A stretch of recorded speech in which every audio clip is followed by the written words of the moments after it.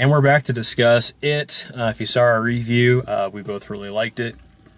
I think it compares favorably to the 90s series.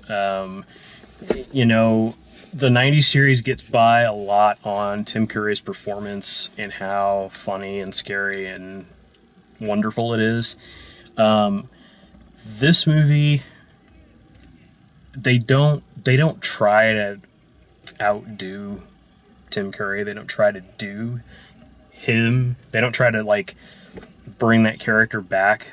It's a very different interpretation of the character, but it's still the scary clown that can turn into whatever it wants, and it's whatever you fear is what, you know, what it changes into.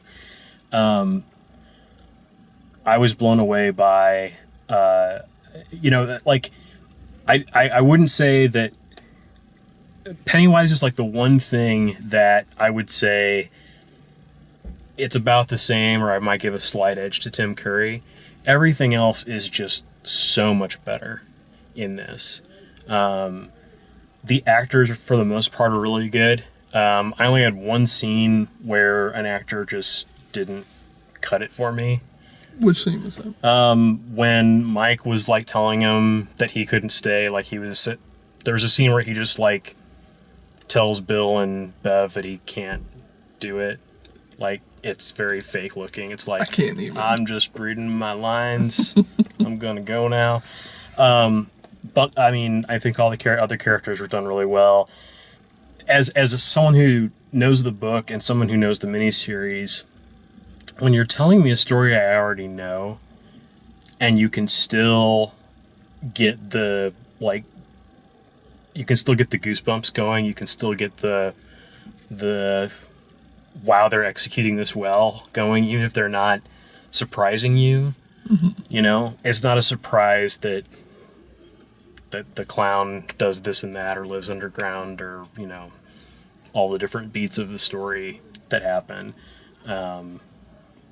You know, it rips off Georgie's arm. Like, that's the first thing that happens in the movie. And it's like, well, yeah, I know that because I knew the book and I knew but the way it's done in this movie, like the angles of the shots and the rain and the woman with the cat and like her just kind of shrugging disregard for, I don't know what that was. Like, they really do a good job with that.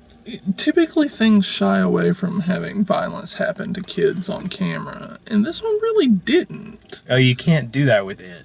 Well, yeah, but they did it in the 90s, but then again, that was for television, and that makes a big difference. Yeah. And like I said in the review, I still don't think that they made it violent for violence's sake. I think they made it like the book. It was incredibly accurate. I think it was accurate to the book. I don't think that, you know, they added extra bugs or extra, you know, gore, extra stuff going on just to... They actually cut out a couple scenes of gore, but... Well, they had to keep it moving. I mean, I would say that if you're new to this, I can see people that are new to this being like, we see the monster too much. Every single scene is a horror scene. It gets repetitive after a while. It gets redundant after a while, and that's true because if you're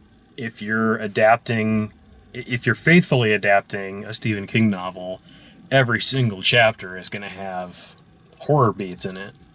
You know, it's not just going to be, they're not going to go 100 pages without anything, you know, scary happening. And with this, I think they did a good job of all the character development was done with horror scenes. Like, they did everything with horror scenes, but it was all stuff that was from the book, and it was teaching you about all the characters and what they're afraid of and why, and, you know. It was interesting, some of the things they did to... they changed certain characters around to make it... to kind of catch you off guard. Mm-hmm. Because if you've read the book or if you've seen the movie, you know that Mike's the historian and yeah, you know, this is going to happen to Mike, this is going to happen to Ben.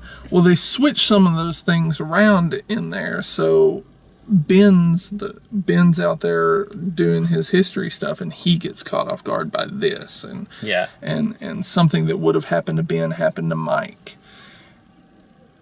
Which I don't think hurts anything. It Like, didn't. It didn't. It kept me on edge because I'm like, oh, I didn't expect that. Yeah.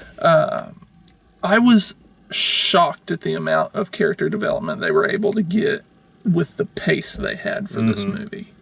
It was never boring. Just every scene kept moving it along. There was not a wasted moment. Yeah, it was, how do we pull off exposition and a scary scene at the same time? And that's what they did over and over again. It was, every scene was doing double or triple duty of setting up,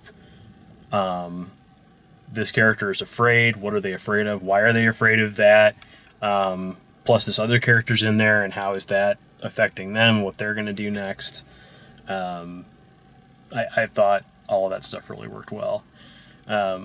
It's the parts that I think suffer for it not being a longer movie, for them not kind of breathing and having the pace being so quick, was just that it goes about twice as long as you would expect a normal movie like this, with the one-at-a-time characters versus Pennywise scenes that are in the early parts of the story.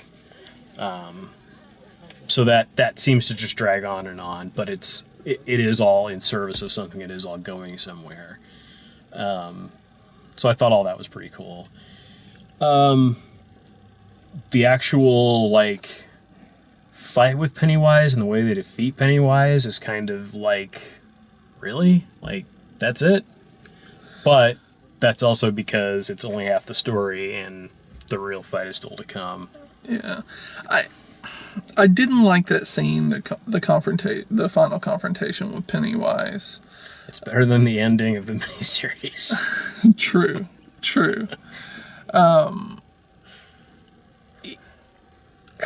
I don't know.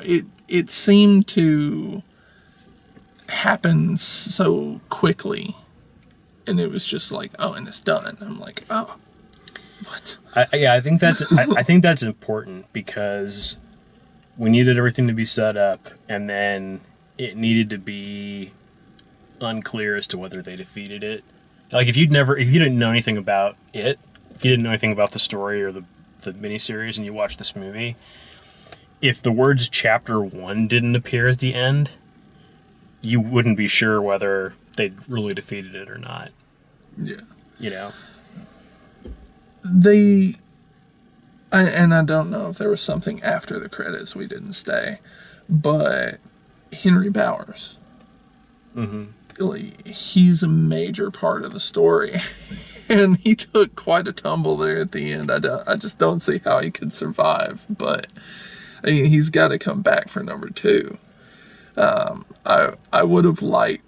Well, or they don't have that character, or they transition that to one of the other characters instead. True. They didn't focus on the Deadlights.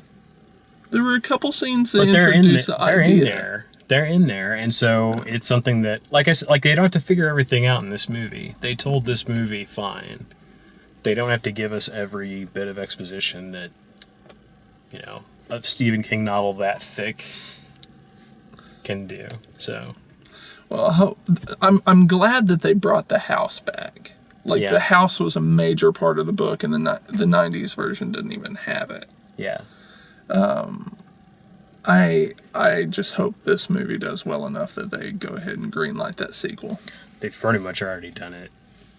It's like, just based on, like, critical reviews, I think they're already like on it, because it's been pretty well reviewed so far. Well, they need to get that director back, because that was awesome. Yeah. Yep. So that's it for it. If you like the way we do these, please like the video, subscribe, check out all the written video reviews at DaleMaxfield.com, and thanks for watching. We all float down here.